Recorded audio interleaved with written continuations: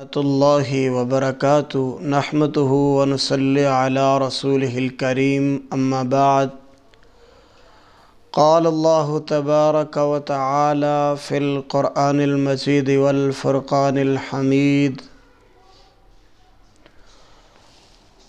اعوذ باللہ من الشیطان الرجیم بسم اللہ الرحمن الرحیم اليوم أكملت لكم دينكم وأتممت عليكم نعمتي ورضيت لكم الإسلام دينا۔ آج کے دن ہم نے تمہارے دین کو مکمل کر دیا اور تمہارے اوپر اپنی نعمت کو تمام کر دیا۔ وَرَضِيتُ لَكُمُ الْإِسْلَامَ دِينًا، اور تمہارے لیے دین اسلام کو پسند فرما لیا۔ حمد و ثنا اللہ کے لیے لا تعداد بے شمار درود و سلام جناب محمد رسول اللہ صلی اللہ علیہ وآلہ وسلم کی ذات اقدس پر۔ محترم بھائیو، جس طرح قرآن مجید فرقان حمید کی یہ آیت، اللہ کا یہ حکم، اللہ کی یہ بات ہمیں سمجھا رہی ہے، اللہ کے نبی علیہ الصلاۃ والتسلیم نے جب آخری حج فرمایا تو قرآن مجید فرقان حمید کی یہ آیت نازل ہوئی، الیوم، آج کے دن، اکملت لکم دینکم، ہم نے دین کو محمد کریم علیہ الصلاۃ والتسلیم پہ مکمل فرما دیا۔ وَأَتْمَمْتُ عَلَيْكُمْ نِعْمَتِي، اور ہم نے اپنی نعمت کو تمام کر دیا، پورا کر دیا۔ وَرَضِيتُ لَكُمُ الْإِسْلَامَ دِينًا، اور ہم نے تمہارے لیے دین اسلام کو پسند فرما لیا۔ میرے بھائیو، آج میرے معاشرے کے اندر بہت ساری چیزوں کو دین سمجھا جاتا ہے، اور بہت سارے معاملات میں لوگوں نے اپنی طرف سے اضافہ کر کے عوام الناس کو یہ بتایا گیا ہے کہ یہ بھی دین اسلام ہے۔ سب سے پہلے ہمیں یہ بات سمجھنی ہوگی کہ اللہ تعالیٰ نے دین اسلام کو مکمل کر دیا ہے۔ دین اسلام کے اندر اپنی طرف سے کسی چیز کا اضافہ نہیں کرنا، اور دین اسلام میں اپنی طرف سے کسی چیز کو کم بھی نہیں کرنا۔ جس طرح کم کرنا گناہ ہے، اسی طرح اضافہ کرنا بھی گناہ، اور اسے بدعت کہا جائے گا۔ آئیے اللہ کے نبی علیہ الصلاۃ والتسلیم کی حدیث سنیے تاکہ آپ کو بات سمجھ آ سکے۔ صحیح بخاری کے اندر اور صحیح مسلم کے اندر یہ حدیث موجود ہے۔ ہمارے پاس یہ صحیح البخاری موجود ہے، جس طرح کہ آپ ماشاءاللہ آپ کو نظر آ رہی ہے، آپ دیکھ رہے ہیں، یہ صحیح البخاری ہے۔ اور اسی طرح یہ جو حدیث میں آپ کے سامنے بیان کرنے والا ہوں، یہ صحیح مسلم کے اندر اور دیگر کتب حدیث کے اندر اللہ کے نبی علیہ الصلاۃ والتسلیم کا یہ فرمان عالی شان موجود ہے۔ آئیے ذرا غور کیجئے، اللہ کے نبی علیہ الصلاۃ والتسلیم نے فرمایا، من احدث فی امرنا ھذا ما لیس منہ فہو رد۔ آپ علیہ الصلاۃ والتسلیم نے فرمایا، من احدث فی امرنا، جس نے کوئی ایسا کام کیا جس کا ہم نے حکم نہیں دیا، آرڈر نہیں دیا، وہ کام مردود ہے، رد کیا ہوا ہے، قابل قبول نہیں ہے۔ اس سے بھائیو ہمیں یہ بات سمجھ آئی کہ جسے ہم نیکی سمجھتے ہیں وہ نیکی نہیں ہو سکتی جب تک کہ اللہ اور اس کے پیارے رسول علیہ الصلاۃ والتسلیم کا فرمان علی شان ہمیں مل نہ جائے کہ یہ نیکی ہے۔ اور جسے ہم گناہ سمجھتے ہیں وہ اس وقت تک گناہ نہیں ہوگا جب تک اللہ اور اس کے نبی علیہ الصلاۃ والتسلیم اسے گناہ قرار نہ دے دیں۔ اور اس حدیث سے کیا بات ہمیں سمجھ آئی کہ کوئی بھی بندہ اپنی طرف سے کوئی کام کرتا ہے دین سمجھ کر، نیکی سمجھ کر، لیکن اللہ کے نبی علیہ الصلاۃ والتسلیم نے حکم نہیں دیا، وہ کام قابل قبول نہیں ہے، وہ مردود ہے، اس کا کوئی ثواب نہیں ہے۔ اسی طرح میرے بھائیوں صحیح مسلم کے اندر یہ حدیث موجود ہے، من عمل عملا لیس علیہ امرنا فہو رد، جس نے کوئی ایسا عمل کیا، ایسا کام کیا جس کا ہم نے حکم نہیں دیا، وہ کام قابل قبول نہیں ہے۔ اور اس کے ساتھ میں آپ کو ایک مثال دے کے بات کو آگے بڑھاؤں گا، سمجھاؤں گا، چونکہ آج میں آپ سے نماز جنازہ کے متعلق بات کرنا چاہتا ہوں۔ انشاءاللہ الرحمن نماز جنازہ کی نیت سے لے کر دفنانے تک اختصار کے ساتھ میں کچھ باتیں آپ سے انشاءاللہ الرحمن آج کروں گا۔ اور میرا آپ سے وعدہ ہے کہ میں کسی مسلک کی ترجمانی نہیں کروں گا۔ مجھے نہیں پتا کہ اس بارے میں بریلوی حضرات کیا کہتے ہیں، مجھے اس سے کیا لینا کہ اس بارے میں ہمارے دیوبندی حضرات کیا فرماتے ہیں، اور مجھے کیا پتا کہ اس بارے میں اہل الحدیث کا موقف کیا ہے۔ بحیثیت طالب علم ان ساری چیزوں کا مجھے علم ہے، لیکن میں ان کی ترجمانی نہیں کروں گا۔ میرا آپ سے وعدہ ہے میں آپ کے سامنے قرآن اور صحیح حدیث سے نماز جنازہ کا طریقہ انشاءاللہ الرحمن، نماز جنازہ کی دعائیں پیش کروں گا، اور جو اپنی طرف سے اضافی چیزیں اس میں ڈال دی گئی ہیں اور عوام الناس کو یہ بتایا گیا ہے کہ یہ دین اسلام ہے، انشاءاللہ میں ان کی بھی نشاندہی کروں گا۔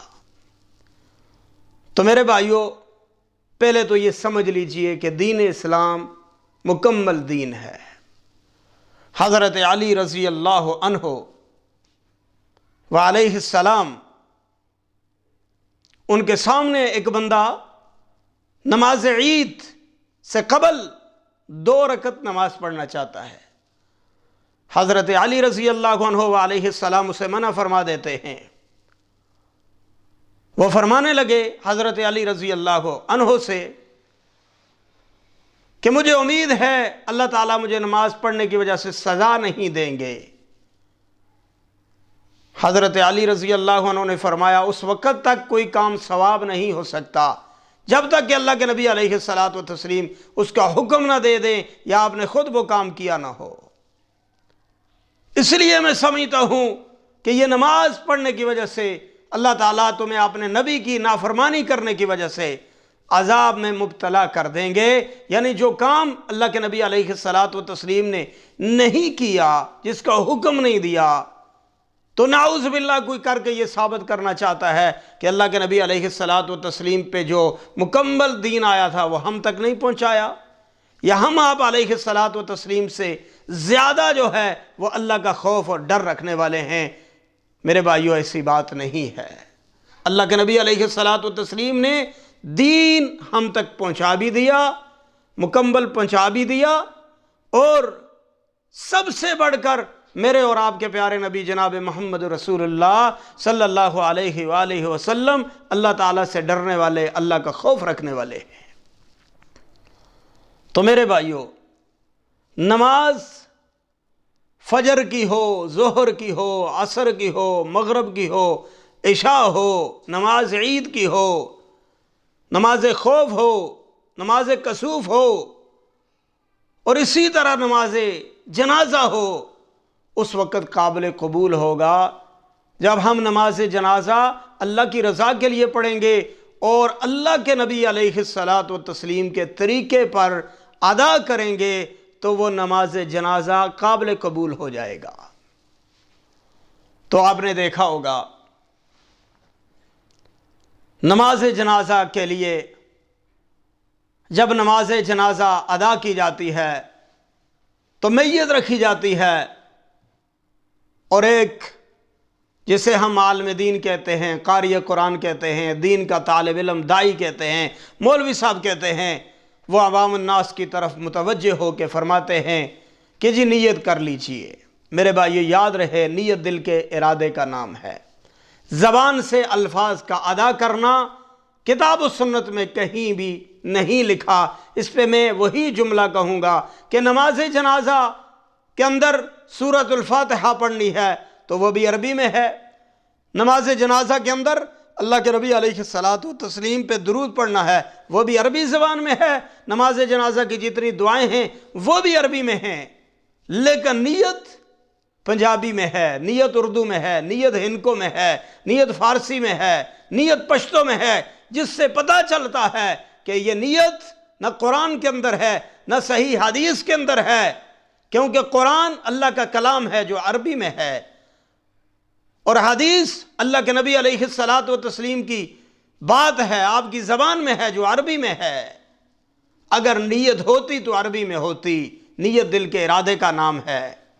اس کے بعد میرے بھائیو آپ نے دیکھا ہوگا ثنا پڑھی جاتی ہے۔ آپ کوئی بھی نماز پڑھتے ہیں تو اس میں ہم پڑھتے ہیں سبحانک اللہم و بحمدک و تبارک اسمک و تعالی جدک ولا الہ غیرک۔ جبکہ نماز جنازہ کے اندر سکھایا جاتا ہے، بتایا جاتا ہے، اپنی طرف سے کچھ الفاظ کا اضافہ کیا جاتا ہے، سبحانک اللہم و بحمدک و تبارک اسمک و تعالی جدک وجل ثناؤک۔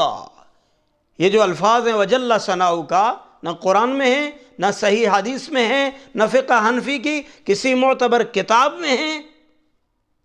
جب نہیں ہیں، اللہ کے نبی علیہ الصلاۃ والتسلیم نے سکھائی نہیں ہے، صحابہ اکرام رضوان اللہ علیہم اجمعین نے پڑھے نہیں ہیں، تابعین اور امام اعظام نے ہم تک پہنچائے نہیں ہیں، تو یہ کس طرح دین ہو سکتا ہے؟ اس طرح اس لیے اگر آپ کو سبحانک اللہم و بحمدک و تبارک اسمک و تعالی جدک پڑھنا پڑ جائے تو جو نماز فجر کے اندر، نماز ظہر کے اندر آپ پڑھتے ہیں پہلی رکعت میں، جب نماز آپ شروع کرتے ہیں تو وہی پڑھیے، اگر نہیں بھی پڑھیں گے تو نماز جنازہ تو ہو جائے گا۔ اس کے بعد میرے بھائیوں اس کے ساتھ سورۃ الفاتحہ کو پڑھنا ہے،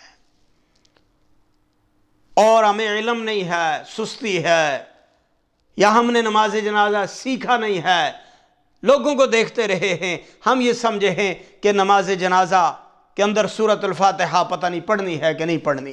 میرے بھائیو یاد رہے، نماز جنازہ نماز ہے، اور نماز اس وقت تک قبول نہیں ہوگی، منظور اللہ کے ہاں نہیں ہوگی جب تک اس کے اندر سورۃ الفاتحہ نہیں پڑھیں گے، جس طرح کہ اللہ کے نبی علیہ الصلاۃ والتسلیم نے فرمایا لا صلاۃ لمن لم یقرأ بفاتحۃ الکتاب۔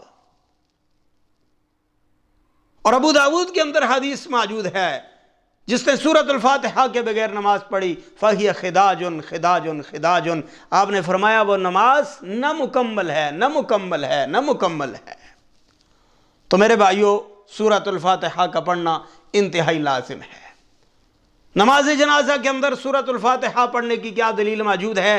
یہی جی میرے بھائیو صحیح البخاری کے اندر ابن عباس رضی اللہ عنہما نے نماز جنازہ پڑھایا فقرأ بفاتحۃ الکتاب، انہوں نے سورۃ فاتحہ کو پڑھا، اور اس کے بعد اپنے ساتھیوں سے، صحابہ اکرام رضوان اللہ علیہم اجمعین سے فرمانے لگے کہ میں نے سورۃ الفاتحہ کو نماز جنازہ میں پڑھ کے تمہیں بتایا ہے لِتَعْلَمُوا أَنَّهَا سُنَّةٌ، تاکہ تمہیں پتہ چل جائے کہ نماز جنازہ کے اندر سورۃ الفاتحہ پڑھنا اللہ کے نبی علیہ الصلاۃ والتسلیم کا طریقہ ہے، آپ کی سنت مبارکہ ہے۔ اس کے بعد اللہ اکبر، آپ نے سورۃ الفاتحہ جب پڑھ لی اور اس کے ساتھ کوئی سورت آپ نے پڑھ لی، جس طرح یا ایتھا النفس المطمئنہ ارجعی الی ربک راضیۃ مرضیہ فادخلی فی عبادی وادخلی جنتی، اللہ اکبر۔ اس کے بعد میرے بھائیو درود پاک پڑھنا ہے۔ اللہم صلی علی محمد وعلی آل محمد کما صلیت علی ابراہیم وعلی آل ابراہیم انک حمید مجید، اللہم بارک علی محمد وعلی آل محمد کما بارکت علی ابراہیم وعلی آل ابراہیم انک حمید مجید۔ لیکن وہاں بھی آپ نے دیکھا ہوگا کچھ میرے بھائی وہ اس طرح پڑھ دیتے ہیں کما صلیتا وسلمتا وبارکتا۔ میرے بھائیو یہ الفاظ کسی صحیح حدیث میں موجود نہیں ہیں۔ ہمیں وہی درود پڑھنا ہے جو ہم نماز فجر میں، نماز ظہر میں، نماز عصر میں، نماز مغرب میں، نماز عشاء میں پڑھتے ہیں۔ جو باقی نمازوں میں ہم درود پڑھتے ہیں وہی درود پاک ہم نے نماز جنازہ میں پڑھنا ہے۔ اس کے بعد میرے بھائیو دعا ہے، اللہم اغفر لحینا ومیتنا وشاہدنا وغائبنا وصغیرنا وکبیرنا، یہ آخر تک جو دعا ہے۔ اس کے بعد اور کچھ دعائیں ہیں، اللہم اغفر لہ ورحمہ۔ اس کے بعد ایک اور دعا ہے جس کے اندر اللہ کے نبی علیہ الصلاۃ والتسلیم اس حاضر میت کا نام لیا کرتے تھے، اللہم ان فلان بن فلان، اے اللہ یہ فلاں بن فلاں، اللہ اسے معاف فرما دے، اللہ اس پہ رحم فرما دے، اللہ اس کی بخشش فرما دے، اللہ اسے عذاب قبر سے بچا دے، اللہ اسے جنت الفردوس میں اعلیٰ مقام عطا فرما دے۔ میرے بھائیو ہماری نماز جنازہ انتہائی مختصر ہوتی ہے، جبکہ اللہ کے نبی علیہ الصلاۃ والتسلیم بہت ساری دعائیں پڑھا کرتے تھے، اور آپ کے جنازوں کو جو آپ نے پڑھائے ہیں انہیں دیکھ کر زندہ صحابہ اکرام رضوان اللہ علیہم اجمعین خواہش کیا کرتے تھے کاش یہ میرا جنازہ ہوتا اور محمد کریم علیہ الصلاۃ والتسلیم یہ دعائیں میری میت پہ پڑھتے۔ اس کے بعد میرے بھائیو اگلا جیسے ہی جنازے کا سلام پھرتا ہے تو آپ نے دیکھا ہوگا کہا جاتا ہے کہ جی دعا جو ہے وہ کریں۔ میرے بھائیو نماز جنازہ بذات خود ایک دعا ہے۔ اب دیکھیں اللہ کے نبی علیہ الصلاۃ والتسلیم نے 4 تکبیرات پڑھی، آپ نے سورۃ الفاتحہ پڑھی، آپ نے درود پاک پڑھا، آپ نے جو ہے باقی دعائیں پڑھی، سکھائی۔ اگر اللہ کے نبی علیہ الصلاۃ والتسلیم نے نماز جنازہ کے بعد دعا فرمائی ہوتی تو وہ حدیث کے اندر موجود ہوتی۔ میں اختصار کے ساتھ گزارش کروں گا، کسی بھی صحیح حدیث میں نماز جنازہ کے فوراً بعد یہ جو دعا رسمی طور پہ کی جاتی ہے یہ موجود نہیں ہے۔ اس کے بعد آپ نے دیکھا ہوگا کہ پھر اس کے بعد میت کو اٹھا کر قبرستان کی طرف لے جایا جاتا ہے۔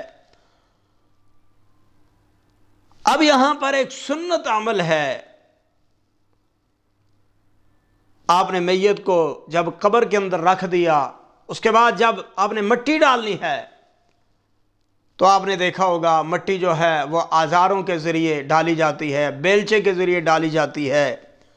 سنت عمل کیا ہے کہ ہر بندہ، ہر انسان، ہر مسلمان 3 بک جو ہے وہ اٹھا کر قبر کے اوپر ڈالے، بسم اللہ علی ملت رسول اللہ، یہ دعا پڑھے اور 3 بک جو ہے وہ مٹی کے ڈال دے۔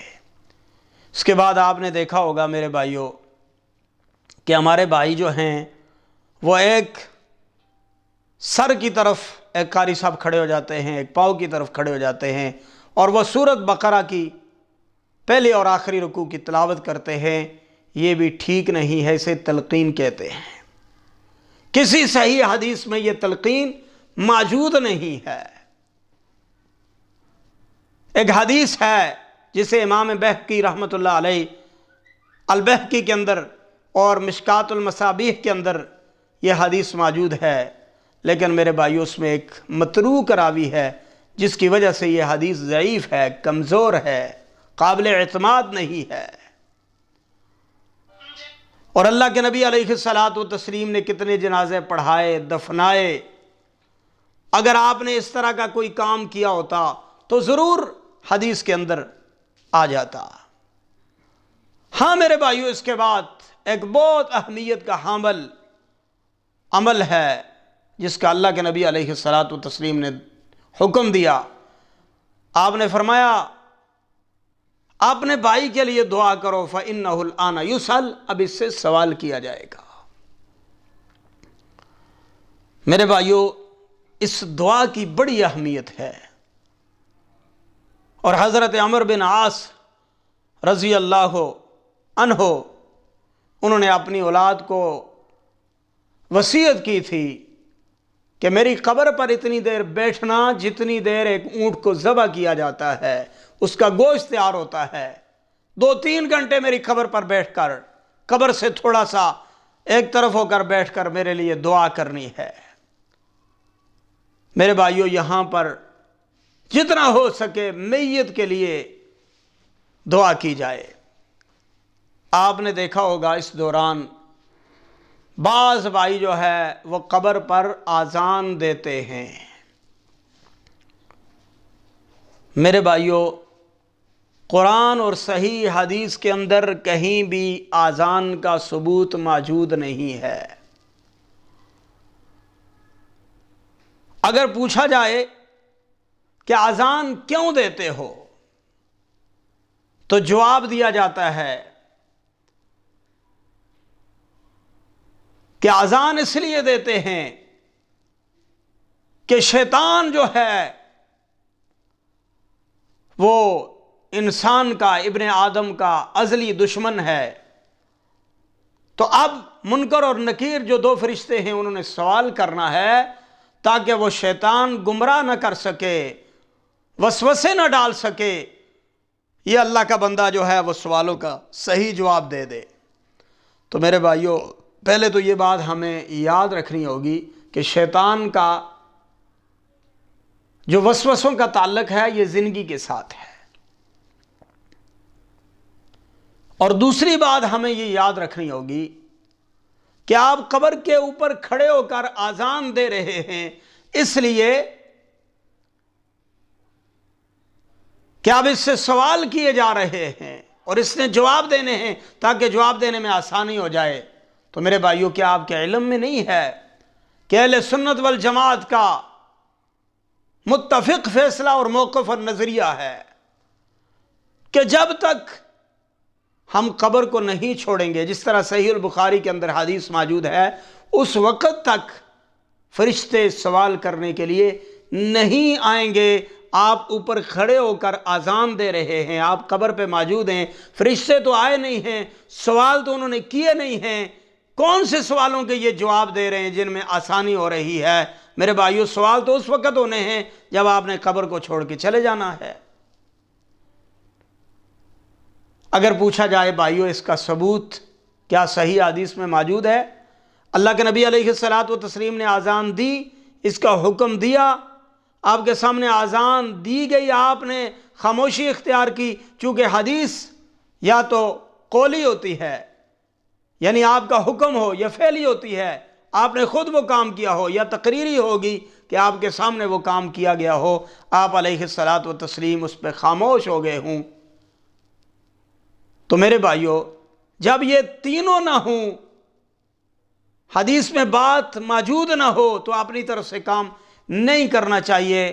تو آگے سے وہ کہتے ہیں جی ٹھیک ہے، کرنے کا حکم، اذان اگر اللہ کے نبی علیہ الصلاۃ والتسلیم نے نہیں دی تو منع کہاں کیا ہے؟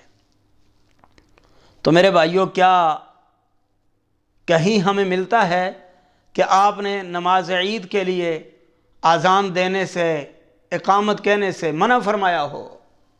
تو پھر ہمیں وہاں پر بھی دے دینی چاہیے۔ کہیں ہمیں ملتا ہے کہ آپ نے نماز جنازہ کے لیے اذان دینے سے منع فرمایا ہو؟ کسی کام کا نہ کرنا منع ہونے کی ہی دلیل ہوا کرتی ہے۔ جو کام آپ نے نہیں کیا اللہ کے نبی علیہ الصلوۃ والتسلیم نے، وہ کام ٹھیک نہیں ہے۔